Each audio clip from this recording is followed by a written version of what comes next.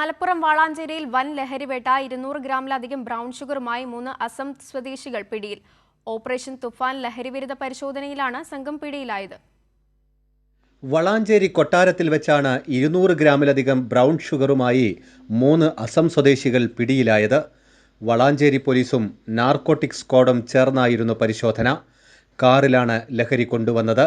നമുക്ക് ഒരു വാഹനം ഇവിടെ വളാഞ്ചേരി ലിമിറ്റിലുള്ള കൊട്ടാരം എന്ന സ്ഥലത്ത് വെച്ച് കാണുകയും നമ്മളത് തടഞ്ഞു നിർത്തി പരിശോധിക്കുകയും ചെയ്തത്.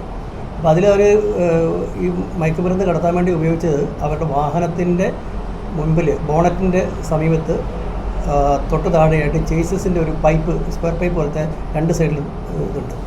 അത് കട്ട് ചെയ്തിട്ട് അതിനുള്ളിൽ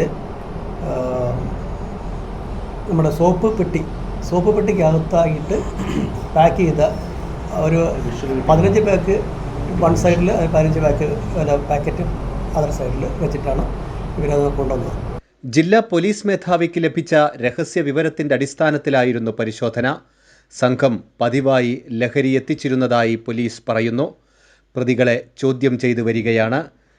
സംഘത്തിലുള്ള മറ്റു ചിലരെക്കുറിച്ചും പോലീസിന് വിവരം ലഭിച്ചിട്ടുണ്ട്. കൈരളി ന്യൂസ്, മലപ്പുറം.